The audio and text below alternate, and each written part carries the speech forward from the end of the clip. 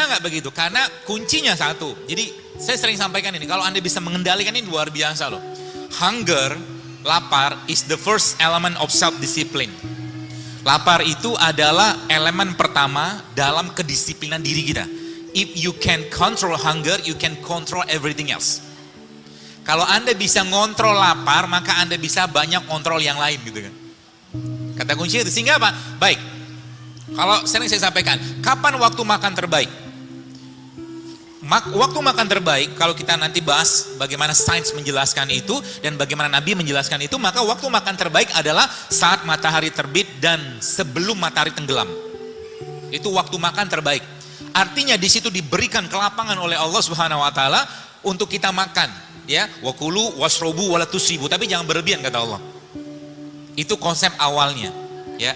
Jadi kan kita judulnya kan juru sehat setelah Ramadan, setelah Syawal kan gitu kan.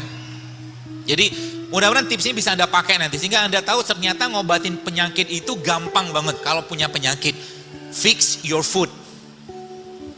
Fix your food, benerin makanannya, nanti penyakitnya bisa hilang. Ya, nah tinggal nanti kita pelajari apa saja yang kita bisa pakai untuk memperbaiki tubuh kita. Baik, jadi makan yang paling baik adalah makan waktu matahari terbit dan sebelum matahari tenggelam. Itu sebabnya Nabi SAW habis isya ngapain? Gak makan lagi. Jadi kalau Anda mulai sekarang pengen sehat, malam jangan makan. Baru saja ngomong begini gitu kan, tiba-tiba suami, istri, anak bawa martabak, bawa nasi goreng gitu, baru saja. Apa yang Anda katakan? A'udzubillahi minasyaitonirrajim. Gitu. Jadi kenapa? Karena memang Rasulullah SAW habis isya nggak makan, tidur. Ya, jadi cara Anda atau cara kita untuk merontokkan lemak sebenarnya paling gampang banyakin tidurnya, tapi banyakin dalam konteks yang positif ya, karena memang secara sains memang orang yang tidur 7-8 jam tubuhnya bisa membakar lemak sendiri. Gitu ya. Makanya waktu pagi, jadi waktu kita tidur itu kan kita ngapain sih? Puasa. Kan nggak makan. Terus paginya ya, paginya kita ngapain? Biasa orang makan kan. Nah, puasa itu saya coba hubungkan dengan berbagai macam disiplin dan ilmu lah gitu kan. Jadi puasa itu kan kalau sarapan itu bahasa Inggrisnya apa sih? Breakfast. Fastnya di break. Kan gitu kan? Artinya apa? Pagi itu buka puasa. Buka puasa kira-kira lebih cocok makan kurma atau bubur ayam?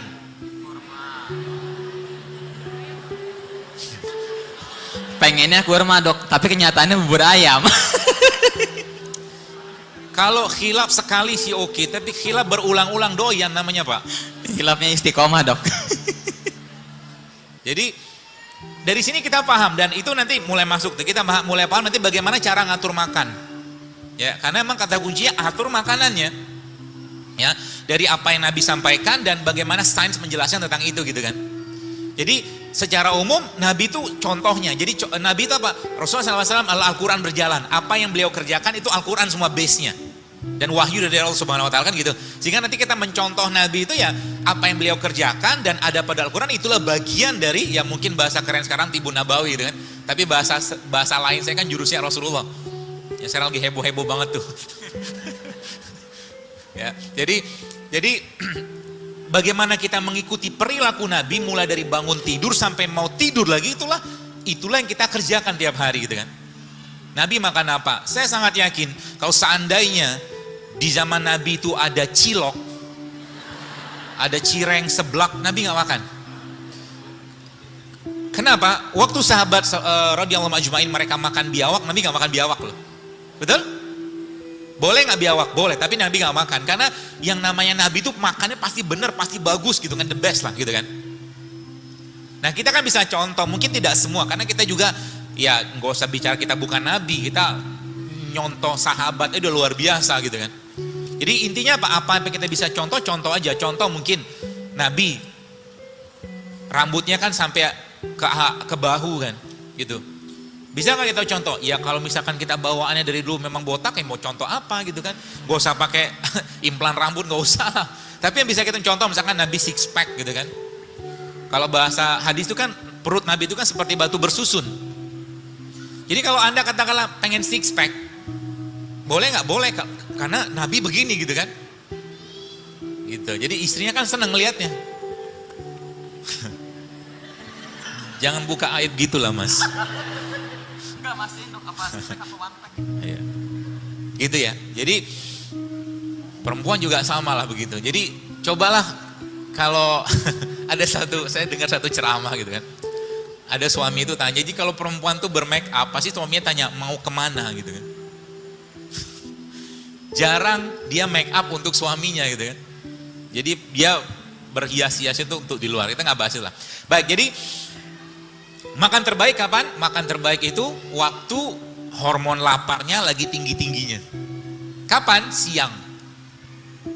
Jadi nanti kalau teman-teman pahami konsep ini, sebenarnya kita tuh nggak usah banyak-banyak makan, tapi lebih banyak lapar daripada makan. Jadi makan sekali sehari cukup untuk memenuhi kebutuhan nutrisi kita.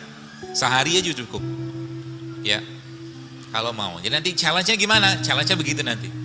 Ya, jadi jam 7 sampai jam 8 pagi teman-teman sekalian, saat ini atau di jam ini hormon lapar kita lagi rendah-rendahnya. Hormon lapar ya, namanya grelin. Artinya kalau Anda makan pada jam 7 atau jam 8 bukan merupakan waktu yang tepat untuk makan. Kalau Anda pengen tetap makan, maka makannya sebelum subuh. Islam mengajarkan namanya apa? Sahur. Itu makan yang paling baik, bukan paling baik. Itu makan yang terbaik untuk saat itu gitu kan.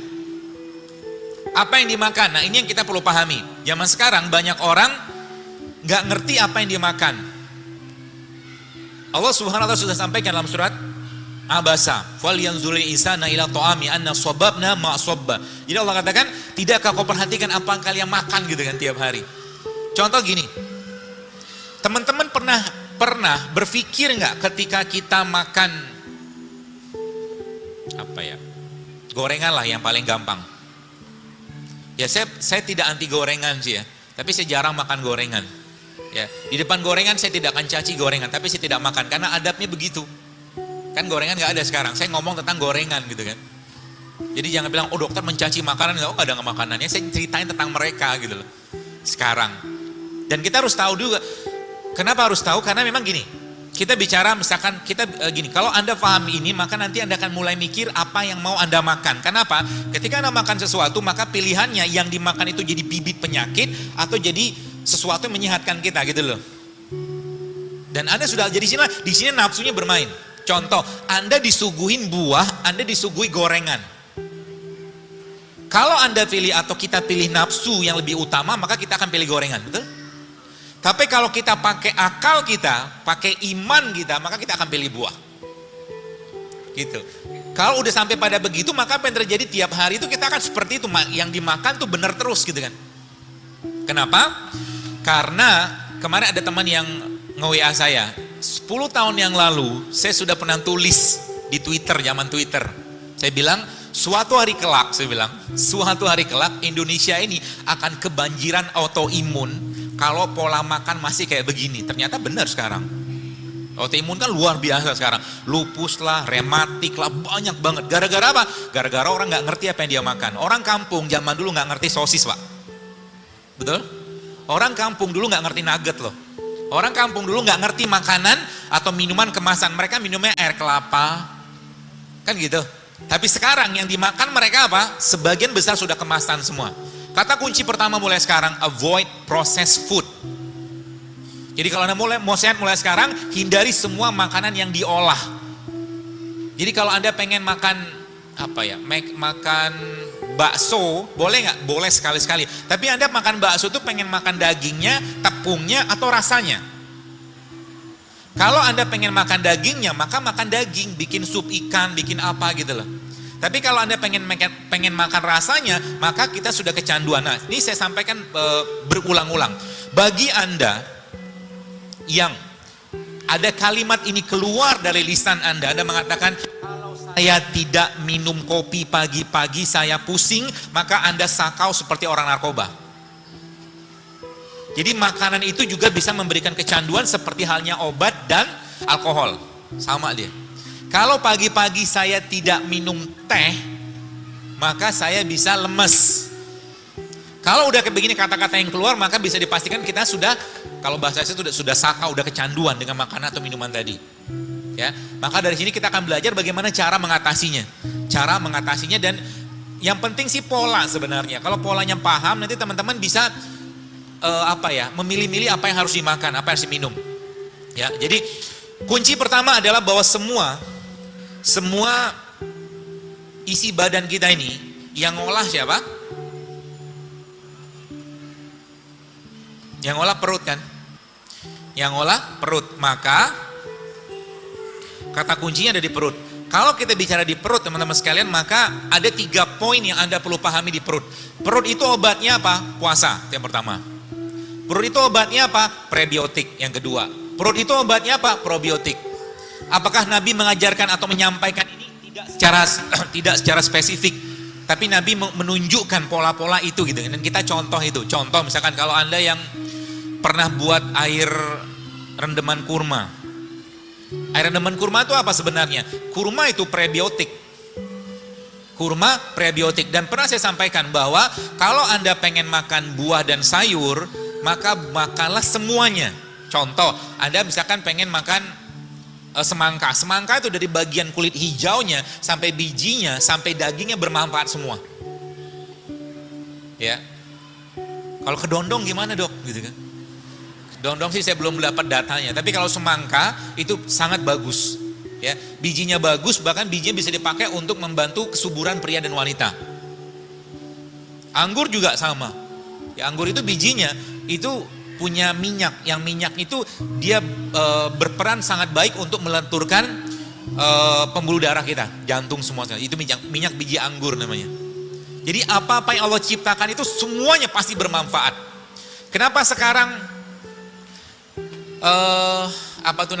TBC banyaknya luar biasa? Karena kuman TBC itu habitatnya di tanah. Kuman TBC habitatnya, ketika tanahnya terganggu maka dia cari tempat yang lain. Jadi sebenarnya kuman itu jangan dimusuhin. Ajak kenalan, silaturahim, ngobrol gitu kan. Maksudnya gimana? Gini. Kalau Anda ketemu dengan, jadi jangan takut, kita tuh jangan fobia banget sama kuman gitu loh. Tidak pada ranah operasi atau rumah sakit, ini ranah umum ya. Contoh gini, ada anak orang kaya ya, dia tiap hari tuh kalau mau makan mau apa cuci tangan pakai sabun antiseptik gitu. Pokoknya dikit-dikit sabun antiseptik. Itu yang pertama. Terus ada anak orang yang biasa-biasa aja, kalau mau makan cuci tangan pakai air gitu aja. Kalau 2 anak ini saya ajak makan rujak pinggir jalan, kira-kira yang diare yang mana? Yang kaya kan? Kenapa? Karena yang kaya ini banyak bakteri di sini dia yang disingkirkan. Maka cara paling baik Anda untuk mengenali bakteri atau memperkenalkan bakteri adalah makan itu. Jika memungkinkan dengan tangan, maka makanlah dengan tangan. Termasuk kalau Anda pengen mendapatkan atau mencurahkan kasih sayang kepada anak, maka sebelum makanan itu Anda suapi, Anda buntel-buntelin dulu. Karena di sini ada enzimnya. Islam mengajarkan dengan sebuah konsep yang luar biasa. Maka ketika bayi lahir, apa yang dikerjakan? Rasul mengajarkan bayi itu dikenalkan enzim bapaknya. Karena kan 9 bulan dia udah kenalan sama enzim ibunya kan. Maka Nabi mengajarkan ada namanya tahnik. Tahnik itu proses pengenalan enzim dan sebuah mungkin biotik yang luar biasa yang ada pada tubuh bapaknya. Terutama di mulutnya. Gitu kan. Jadi dengan mengunyah kurma kemudian diambil bagian serpihan yang lembut tadi diletakkan di bagian, itulah bentuk vaksinasi islaminya gitu kan. Itu luar biasa, ada teman saya meliti dan dia kaget luar biasa karena itu termasuk kategori vaksinasi apa ya dia bilang, terus saya lupa istilah medis gitu lah. Tapi itu dahsyatnya luar biasa gitu kan. Maka makan dengan tangan salah satunya. Ya, sehingga apa? Sehingga Nabi mengajarkan ketika kita selesai makan ngapain? Di mut kan, dijilat. Kalau nggak salah pernah ada videonya. Saya pernah share waktu itu kalau nggak salah hashtagnya enzim JSR. Jadi ada satu video yang ketika tangan kita ini dilihat secara mikroskopik ternyata banyak banget biotiknya di sini. Yang kalau dia dicuci dia bisa hilang, dia bisa pergi.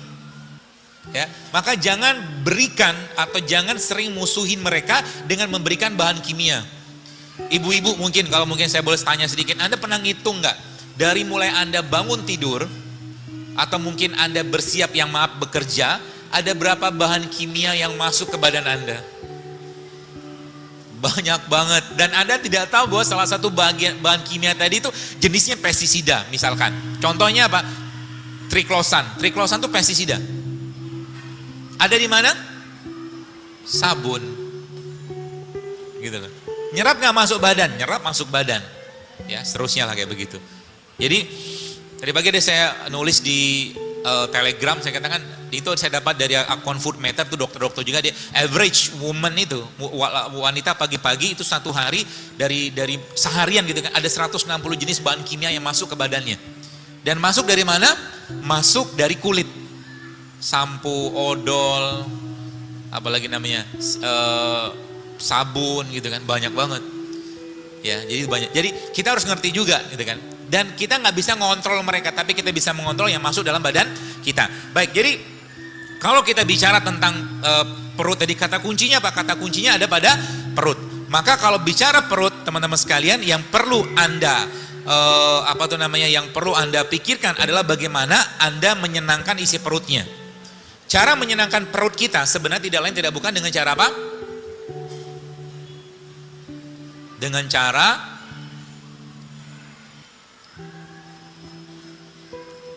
apa? Dengan cara ini.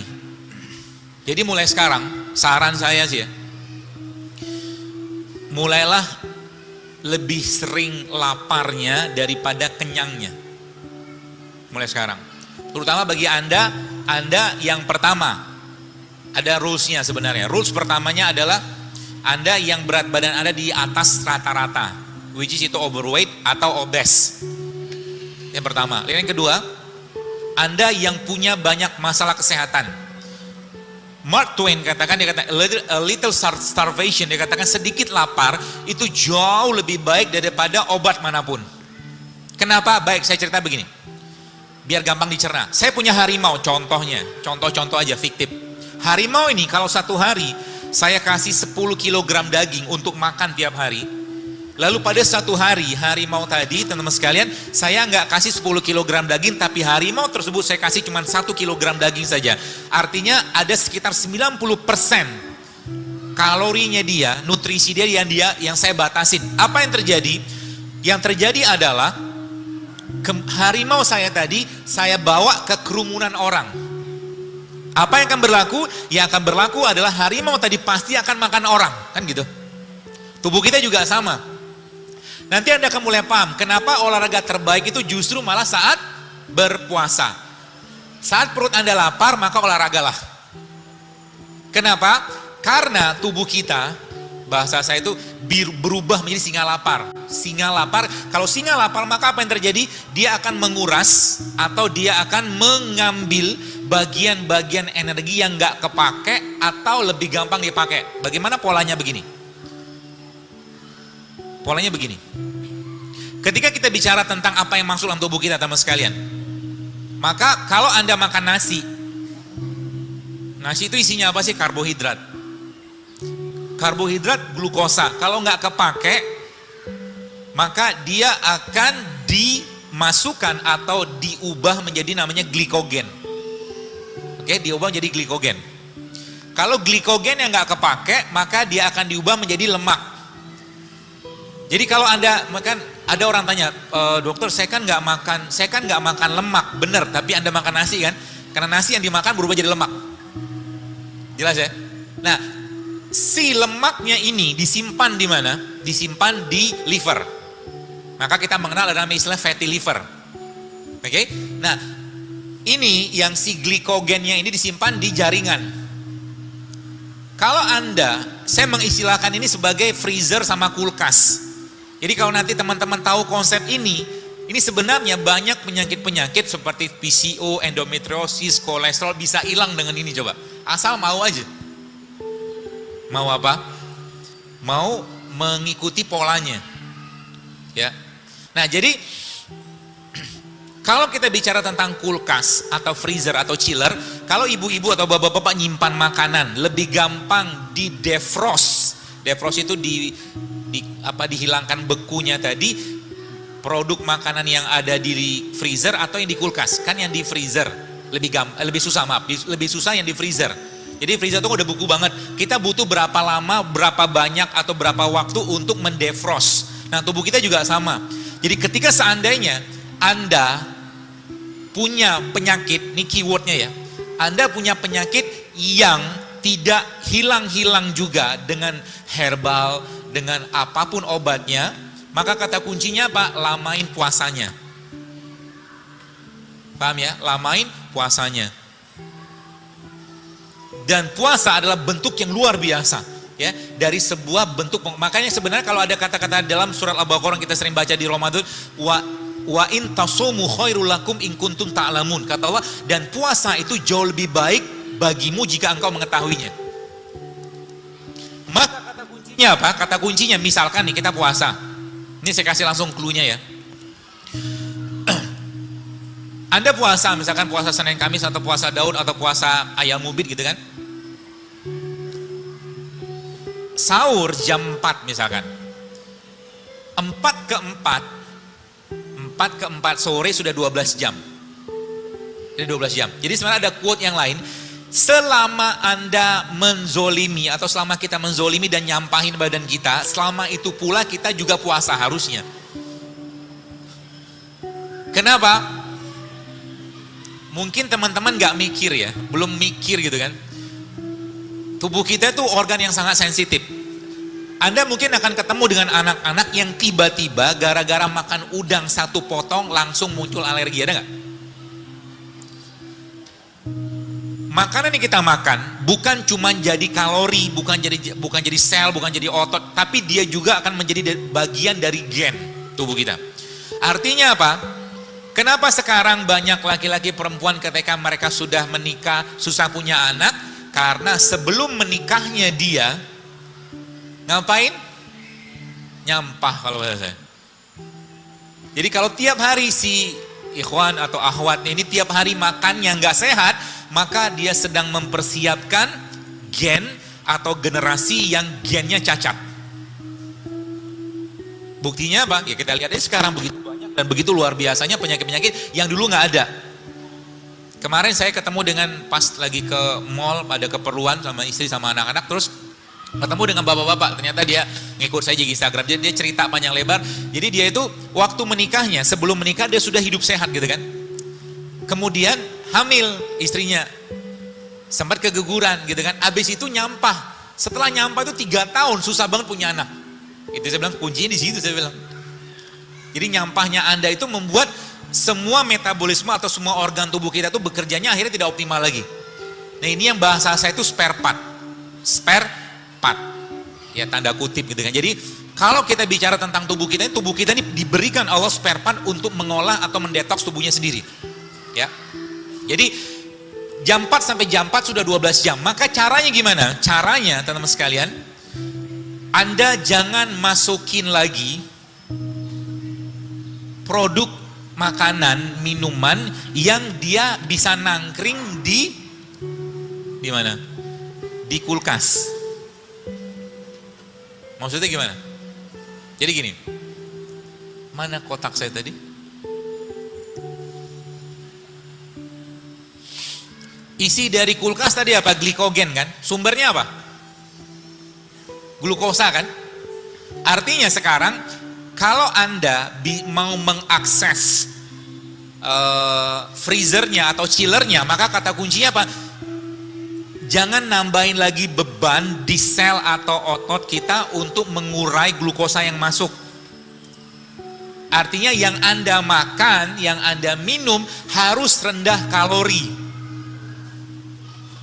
Paham atau enggak? Paham ya? Contohnya rendah kalori apa? Baik. Kalau Anda minum infusan water atau air infus atau kita sering sebut air nano JSR itu yang infusnya isinya nanas sama infusan yang isinya, nah ini banyak nih peralatan perangnya. Infusan yang isinya nanas dan infusan yang isinya kayu manis itu beda cerita kalorinya. Kalau infusan yang isi nanas tetap ada glukosa di sana. Itu sebabnya teman-teman yang kalau pagi Anda minum air infusan tadi, infusan nanas misalkan gitu kan, atau semangka, Anda akan kenyang. Anda akan kenyang.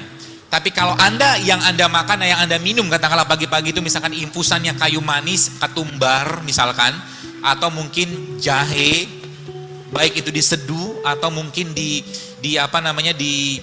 infus gitu, maka Anda mengurangi asupan kalori yang masuk. Paham ya? Karena produk yang dimakan tadi kalorinya rendah.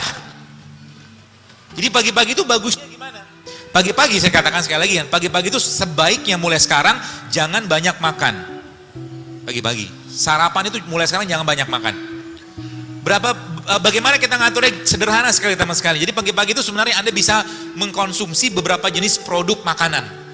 Ya, yang dia tidak membebani badan kita. Contohnya apa? Nih, misalkan ini kayak teh hijau. Ini saya bawa sampelnya aja. Ini teh hijau. Teh hijau ini kalorinya rendah nggak? Hampir-hampir nggak ada kalori. Jadi Anda pagi-pagi itu minum teh hijau boleh nggak? Boleh. Nanti lapar nggak? Pasti lapar. Tenang aja.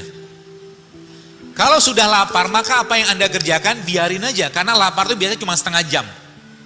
Habis itu tubuh kita akan berubah menjadi singa lapar. Paham?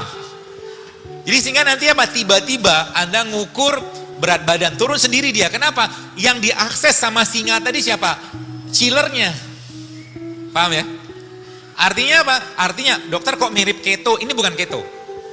Tenang aja, ini bukan keto. Ada yang mengatakan, si Zelu Akbar katanya fleksitarian. Saya makan daging. Kita makan daging karena Rasul makan daging. Kalau keto kan nggak makan buah, makannya buah alpukat doang karena lemak kan. Kalau saya pribadi, ini pendapat saya tidak menyarankan keto tiap hari. Kenapa? Proteinnya luar biasa tinggi. Kalau nggak ada air yang cukup, ginjal kita jebol juga. Ikutin saja bagaimana pola makannya Nabi gitu loh. Bagaimana Al-Quran mengajarkan gitu kan. Jadi pola makan kita apa? Pola makan Al-Quran gitu kan. Ada buah, ada sayur, ada kacang, ada biji gitu loh. Seperti itu. Jadi pagi-pagi kita ngapain? Pagi-pagi Anda atau kita yang dimakan supaya nanti persiapan siang harinya baik, maka pagi-pagi jangan makan kalori. Kalau Anda tetap pengen makan kalori pagi-pagi, maka cukup 1-2 potong buah. Tapi tidak di jus, tapi Anda makan kunyah. Caranya begitu, pagi-pagi. Atau kalau enggak, teman-teman makan biji-bijian, kayak begini. Ini kacang. Bubur kacang hijau dok, boleh. Tiap hari nggak boleh. Kalau Anda sekali-kali makan kacang hijau silakan. Tapi karena kenapa? Yang saya dapatkan informasi dari salah satu guru saya, dia mengatakan kacang hijau itu termasuk estrogenik juga. Estrogenik sama kayak kedelai. Laki-laki saran saya, Anda di sini jangan sering-sering minum susu kedelai. Ya laki-laki ya. Kenapa? Karena hormon testosteron Anda akan didominasi oleh estrogen. Itu. Sehingga nanti apa yang terjadi? Yang terjadi adalah laki-lakinya lack of leadership. Dia akan kekurangan kepemimpinan gitu kan. Lebay. Mood swing. Ibu-ibu sering nggak dapetin laki-laki yang sekarang baperan? Banyak. Baperan gitu kan kayaknya nggak ada semangat juang gitu kan. Dibangunin jadi kan Allah katakan arijalu qawwamuna 'alan nisa kan gitu kan. Laki-laki itu pemimpin gitu kan. Pemimpin itu gagah gitu kan, nggak lebay. Iya enggak gitu kan. Pemimpin itu begitu gitu kan. Jadi ini bisa dipengaruhi dari makanan. Jadi kalau tiap hari sang laki-laki tadi makan gorengan, lebay dia. Kok bisa? Bisa. Secara yang saya pahami gitu kan. Karena tepung, ada gulanya, kemudian ada apa lagi itu ya? Ada minyaknya bisa mempengaruhi serotonin yang ada pada usus kita. Kenapa? Moodnya kita dibikin di usus. Moodnya kita dibikin. Maka ada satu istilah namanya good food is good mood. Kalau Anda pengen dapat hari yang bahagia pagi-pagi, maka pagi-pagi jangan makan produk olahan atau produk yang miskin nutrisi. Artinya apa? Kalau Anda pagi-pagi pengen dapat mood yang baik, maka Anda makan yang masih alami. Entah Anda makan buah atau makan kacang kayak begini, atau lebih baik Anda minum kopi tanpa gula. Jauh lebih baik. Kenapa? Moodnya dibikin di perut. Gitu ya. Itu yang pertama. Jadi pagi-pagi Anda mulai paham. Jadi kalau pagi-pagi berarti saya lebih baik gimana? Makanya saya kalau ketika saya sudah ngerti konsep ini, pagi-pagi biasa saya nggak mau banyak makan. Kapan saya akan makan? Siang biasanya saya akan makan. Tapi kata kuncinya Pak, satu hari kebutuhan kalori kita teman sekalian, satu hari kebutuhan kalori kita dewasa ya, kurang lebih sekitar 2000-2200 kilokalori. Nah, itu Anda jangan sampai makan kenyang. Adakah rulesnya dari Nabi SAW? Ada. Nabi katakan apa? Sepertiga makan, sepertiga minum, sepertiga udara kan gitu. Jadi makan mulai sekarang bukan untuk kenyang. Karena banyak orang gara-gara kenyang ibadahnya nurun. Makan itu untuk apa? Untuk memenuhi kebutuhan nutrisi. Ya, jadi kita makan untuk memenuhi kebutuhan nutrisi, bukan untuk kalori saja. Jadi kata-kata ini mudah-mudahan bisa Anda cerna baik-baik. Ketika ketika tubuh kita lapar atau kita lapar, maka tubuh kita butuh nutrisi bukan kalori. Ya, paham ini baik-baik. Kenapa sekarang banyak kasus stunting? Stunting itu apa? Anak-anak defisiensi gizi. Mulai paham kenapa? Coba lihat, yang dimakan apa sih mereka? Saya kadang-kadang lihat di kampung, saya tinggal di Bekasi gitu kan, saya lihat anak-anak tuh paginya sarapan sudah snack loh. Isinya apa? Penyedap. Sekarang Anda pergilah ke toko, supermarket, beli roti, lihat. Roti itu isinya apa sih? Yang kemasan ya. Isinya gula, tepung, mentega, sama apa lagi? Ya, kurang lebih itulah. Telur. 4 isinya. Tapi kalau Anda lihat, roti zaman sekarang, ingredientnya bisa beberapa paragraf. Betul? Apa isinya itu? Sebagian besar bahan kimia gitu loh. Sebagian besar bahan kimia. Masuk nggak ke badan? Masuk. Dan jadi bagian. Belum lagi kalau kita bicara tepung. Tepung itu kalau boleh saya katakan salah satu salah satu bahan yang kalau boleh saya katakan mulai sekarang, hindarilah sering-sering. Jangan sering-sering makan tepung. Tepung yang dikasih minyak, dikasih sayuran namanya apa?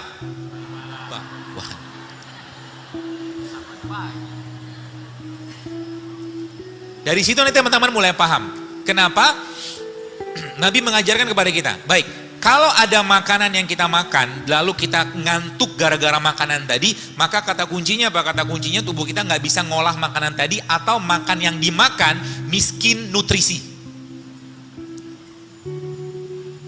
Sekarang misalkan Anda makan nasi, campur gulai, apalah gulai macam-macam gitu kan, campur sayuran yang juga pakai santan, biasanya habis makan tuh ngantuk kan?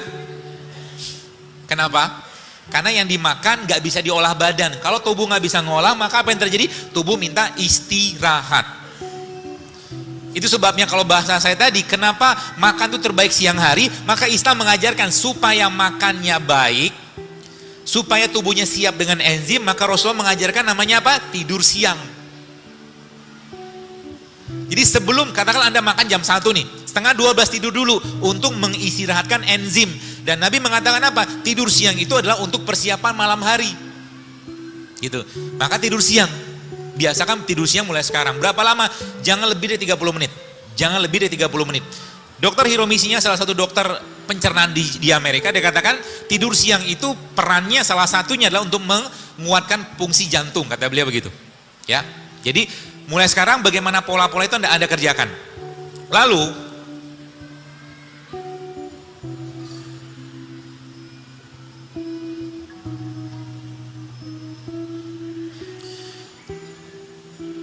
tadi kalau kita membahas tentang ini sedikit lagi. Artinya mulai sekarang kalau Anda lemes, kalau teman-teman lemas, jadi konsep ini bisa kita pakai tiap hari. Jadi kenapa orang puasa, kata apa hikmah Nabi SAW ketika berbuka puasa, beliau SAW memakan rutop, kurma. Karena kurma kategorinya apa? Pertama dia kategorinya prebiotik. Kurma itu prebiotik, itu yang pertama. Yang kedua, kurma mengandung glukosa. Lagi lemes-lemesnya kita makan glukosa, bagus nggak? Bagus. Apa yang terjadi? Yang terjadi kemudian adalah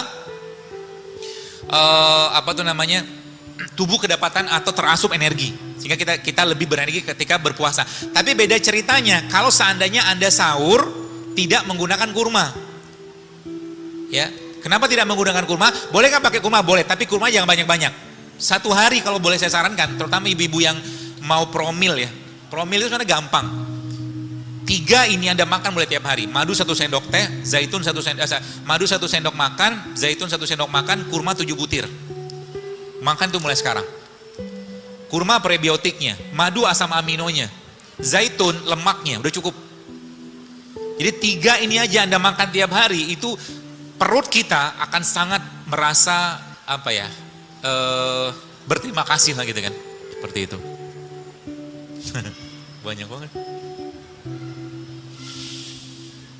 Dan jadi gini, kalau kita bahas tubuh kita, jadi tadi saya katakan perut ya, jadi kita bahas perut. Perut itu ada kuncinya, ada 2. Yang pertama tadi apa, prebiotik sama probiotik. Indonesia kaya nggak dengan itu? Kaya banget. Salah satu probiotik yang paling baik di Indonesia namanya apa? Acar. Makanya acar ya, asinan. Itu kan diasinin kan?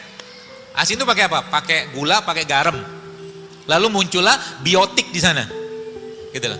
Itu sebabnya kimchi itu salah satu makanan fermentasi di Korea, itu diakui dunia sebagai world healthiest food. Kan gitu. Indonesia punya nggak makanan lain yang juga tidak kalah sehatnya? Ada, namanya apa? Tape. Tape itu sehat. Tape itu kan fermentasi kan? Ada glukosanya, ada. Nanti kalau Anda misalkan lagi apa ya, perutnya lagi bermasalah, sebenarnya sepotong kecil tape itu bagus banget. Di samping tempe juga bagus. Tempe juga probiotik. Ya. Jadi yang pernah saya share di IG kemarin itu, ketika prebiotik ketemu probiotik, maka bahagianya luar biasa mereka. Sudah ada nyobain belum? Tempe di jus sama kurma. Enak Pak. Kok nyeleneh gini? Ya begitulah nyeleneh. Ya, nyeleneh tapi yang bagus gitu kan. Jadi ketika tempe ketemu kurma, maka Anda sedang mengawinkan prebiotik sama probiotik. Dan gak usah makan banyak-banyak. Jadi pagi-pagi sarapannya udah cukup sebenarnya. Kenapa? Kurma prebiotik kan. Ada gula nggak? Ada. Tempe probiotik kan, fermentasi. Ada protein? Ada. Jadi ketika kurma ketemu tempe, ada nggak sih? Tuh nggak disiapin ya? Nggak ngomong saya. Nggak apa-apa lah. Lupa pula. Tempe sama kurma. Nggak ada asisten di depan. Jadi ketika tempe ketemu kurma, itu the best. Dan makan tempe itu paling baik dalam kondisi tempe yang mentah. Jadi pagi-pagi sarapannya, kok aneh begini, coba aja kerjain. Nanti seminggu aja Anda kerjakan, Anda akan merasakan badan yang jauh lebih sehat. Serius. Ilmu begini emang gak diajarin di sana, di fakultas gak diajarin. Saya belajar sendiri gitu kan. Mencoba merangkum bagaimana konsep Islam dan bagaimana sains menjelaskan tentang itu. Jadi nanti pagi-pagi, apa yang Anda kerjakan? Yang Anda kerjakan pagi-pagi, Anda minum teh rempah pagi-pagi. Teh rempah itu contohnya apa? Ketumbar, kayu manis, jahe juga termasuk rempah lah ya. Atau mungkin teh kunyit gitu kan. Boleh diimpus, boleh dikasih air panas. Habis itu Anda makan apa? Makan kurma, 3 butir aja. Ya, nggak usah banyak-banyak. Lalu habis itu Anda makan tempe. Jadi nyamilnya tempe sama kurma. Tempenya diapain? Mentah. Kenapa saya lebih sarankan mentah? Karena ada satu ilmu, bukan satu, gini, protein itu rusak dengan pemanasan. Jadi sebenarnya orang yang makan telur di dadar, proteinnya sudah rusak, tapi gizi tetap ada ya. Protein dia sudah namanya denaturasi. Jadi antara telur yang mentah sama telur yang diceplok, sehatan yang mentah. Begitu. Tempe kan protein, digoreng nggak? Rusak nggak? Rusak. Makanya makan tempe itu lebih baik. Berarti kalau kita makan tempe digoreng nggak ada gizi sama sekali, tetap ada, cuman sebagian besar proteinnya udah rusak, denaturasi namanya. Kakak dipanasin. Jadi makan tempe itu bagusnya gimana? Ya mentah. Gitu kan? Seperti itu. Lalu yang kedua apa? Kalau Anda punya kacang-kacangan di rumah, maka mulai sekarang biasakan untuk makan kacang-kacangan. Kurmanya, ada kurma nggak, Wi? Wi, nggak ada kurma? Ya, saya lupa bawa lagi tadi. Tapi nggak apa-apa deh. Ada beberapa jenis kacang-kacangan, jadi teman-teman catat ya. Ada beberapa jenis kacang-kacangan, dan kalau Anda tahu kacang-kacang ini, teman-teman sekalian, Anda akan pasti akan apa ya? Jatuh cinta banget. Pertama, almond ya. Almond ini salah satu kacang yang terbaik. Dan mulai sekarang jangan bilang lagi almond itu mahal.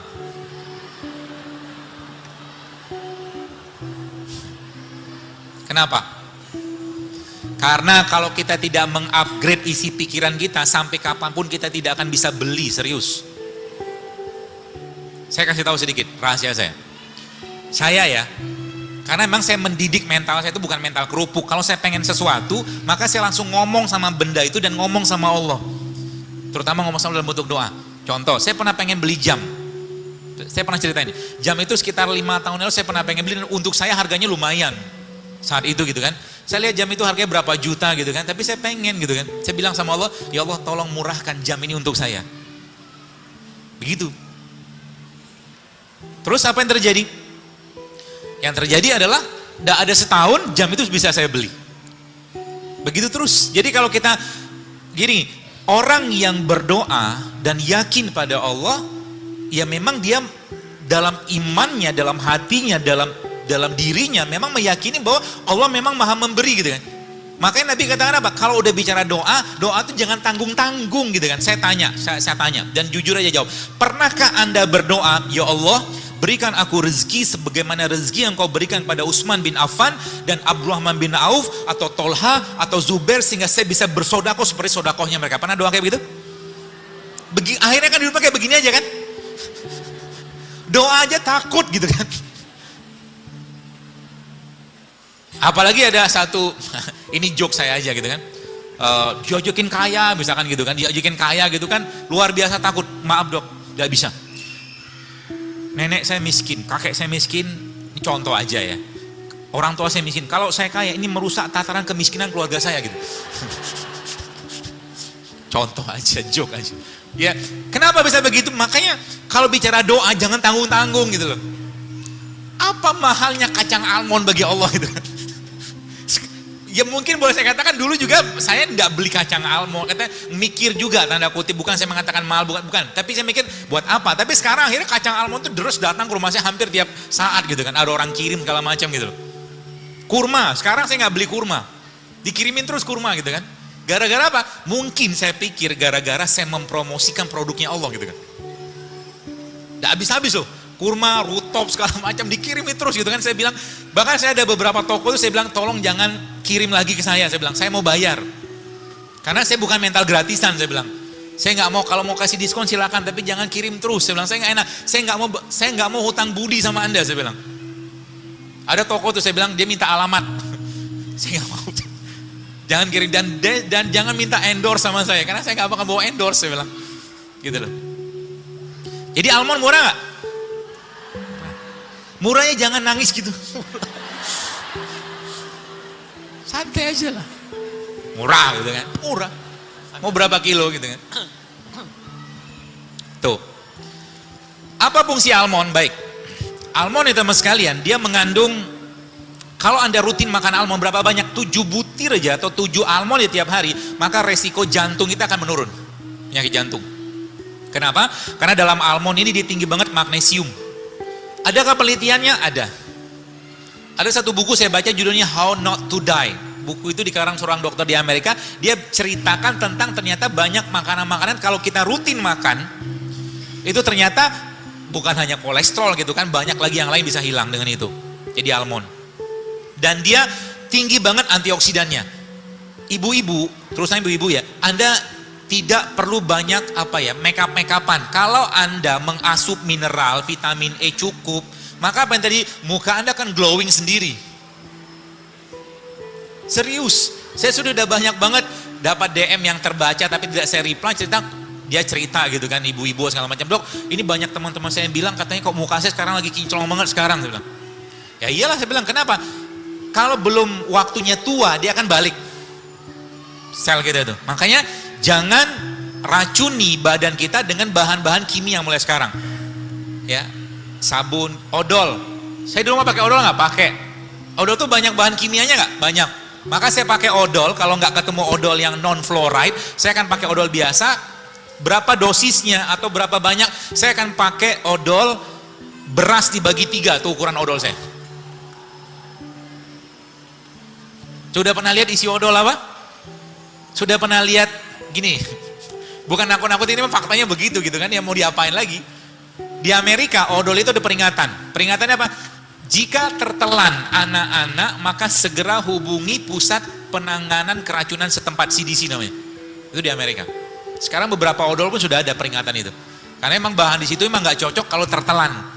Ya, seperti itulah.